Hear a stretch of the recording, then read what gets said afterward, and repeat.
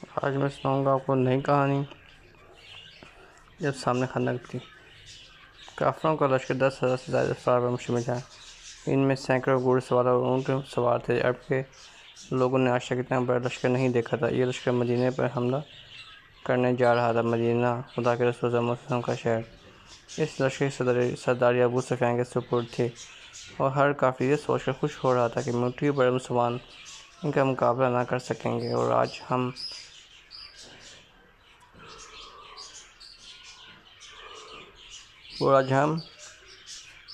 اسلام کو ہمیشہ کے لیے عرب کی ریت میں دفن کر دیں گے۔ کئی کافر یہ سوچ رہے تھے کہ مسلمان ایسے عظیم و شان لشکر دے کر مدینے ہی سے بھاگ جائیں گے۔ دیکھا جائے تو مقابلہ بھی نہ بنتا تھا۔ ادھر 10,000 کا لشکر، ہر قسم کے ساز و سامان، اور ادھر 3,000 مسلمان، اور ان میں سے بھی زیادہ تر اچھے ہتھیاروں سے محروم۔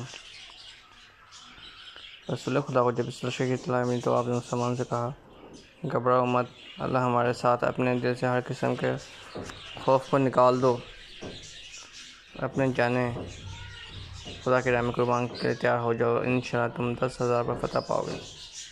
ہر طرف اللہ اکبر کے نعرے گونجنے لگے۔ مسلمانوں کے پاس ایمان کی طاقت تھی، وہ خدا سے ڈرتے تھے، اور خدا سے ڈرنے والے کبھی کسی سے نہیں ڈرتے۔ اس موقع پر ایک صحابی حضرت سلمان فارسی رضی اللہ عنہ نے مشورہ دیا کہ خندق کھودی جائے تاکہ دشمن مدینے میں داخل نہ ہو سکے۔ پیارے رسول حضرت محمد صلی اللہ علیہ وسلم کو یہ مشورہ پسند آیا، چنانچہ خندق کھودی جانے لگی۔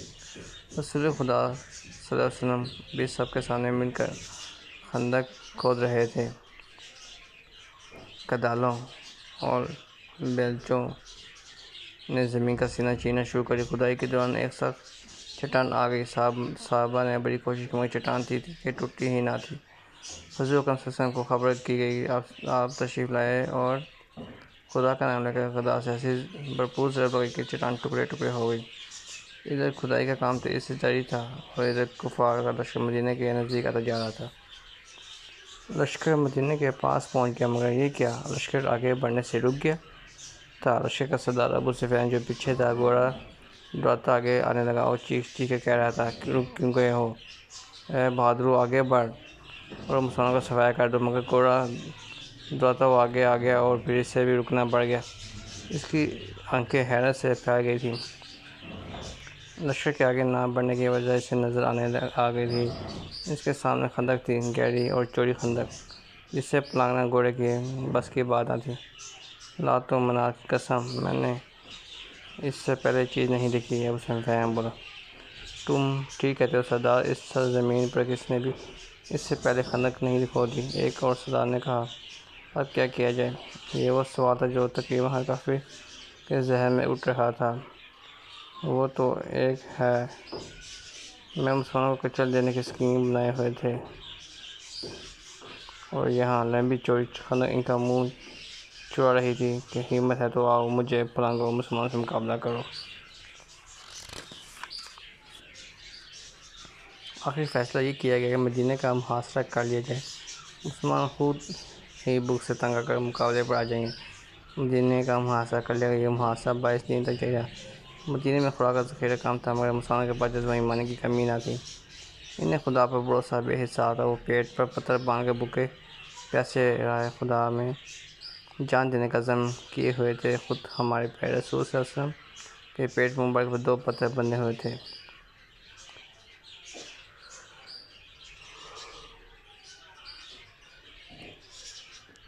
حال تو برا کافروں کے لشکر کا تھا۔ وہ تو مسلمانوں کو جھٹ پٹ تباہ برباد کر دینے اور شہر مدینے کی اینٹ سے اینٹ بجا دینے کا ارادہ لے کر آئے تھے، مگر کرنا پڑ گیا تھا محاصرہ۔ ان کے پاس بھی خوراک اتنی زیادہ نہ تھی کہ آرام سے بیٹھے رہتے۔ کافروں کے سردار ابو سفیان نے پریشان ہو کر اپنے کمانڈو سے مشورہ کیا کہ اب کیا کیا جائے۔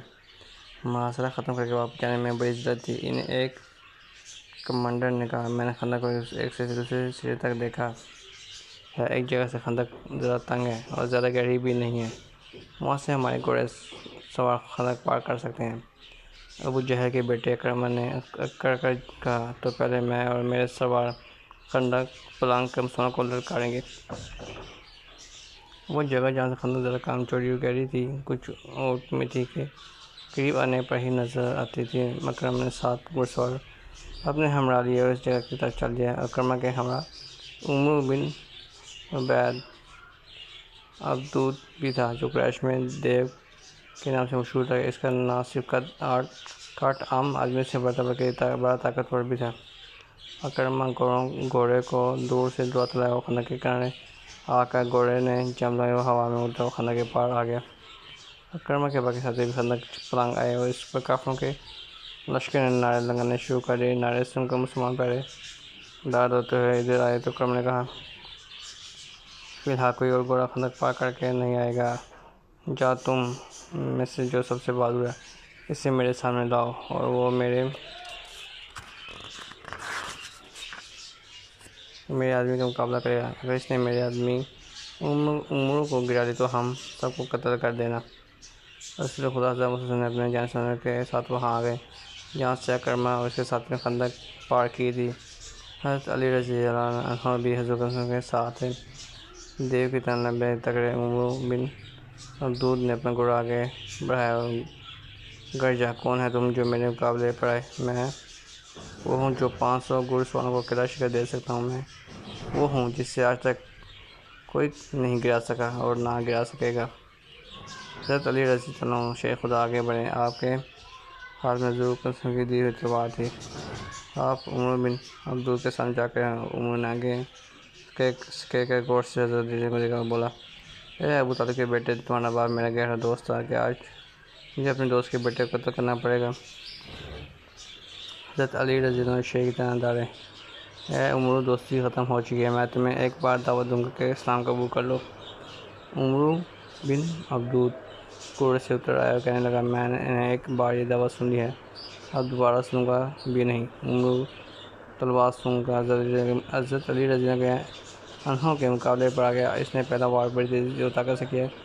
حضرت علی رضی اللہ عنہ نے وار روکا۔ عمرو غصے میں آ گیا اور لگا پے در پے وار کرنے، مگر اس کے سامنے شیر خدا تھے جو اس جیسے کئی مغلوں کا غرور خاک میں ملا چکے تھے۔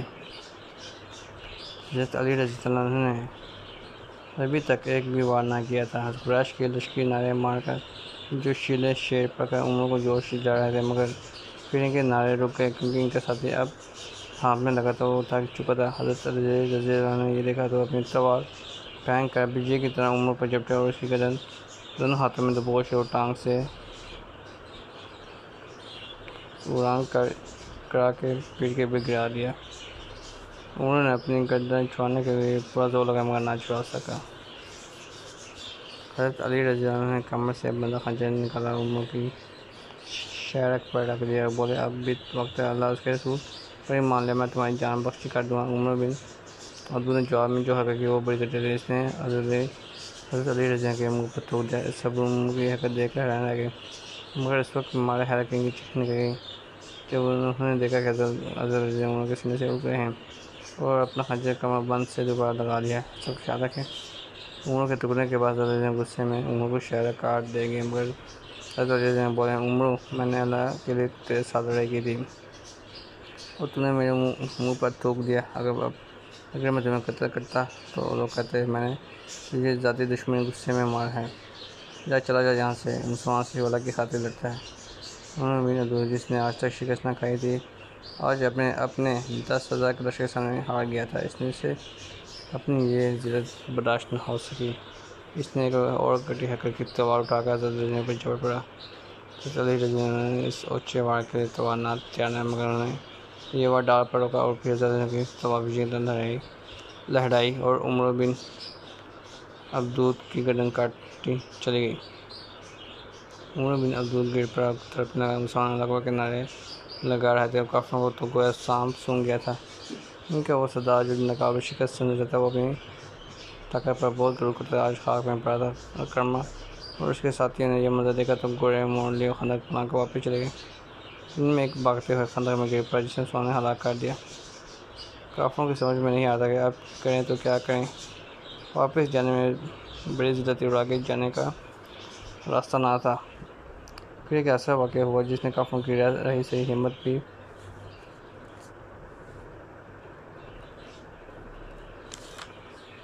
ختم کر دی۔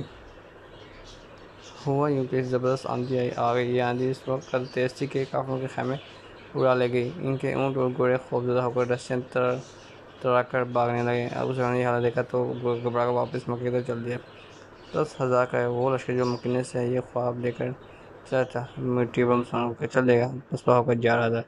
غرور کا سر ہمیشہ نیچا ہوتا ہے، اس لیے ہمیں کبھی بھی غرور نہیں کرنا چاہیے۔ بس اللہ کی ذات پہ بھروسہ رکھنا، جیسے طالبان رکھتے ہیں اللہ کی ذات پہ۔ امریکہ کو کیسے بگا دیا، وہ اللہ کی ذات پہ بھروسہ ہے تو بگا دیا۔ یہ تھی آج کی نئی کہانی بچوں کے لیے، ٹھیک ہے۔ یہ کتاب اپنوں نے خریدی پیازا لکھ کے۔ اوکے بچوں، خدا حافظ۔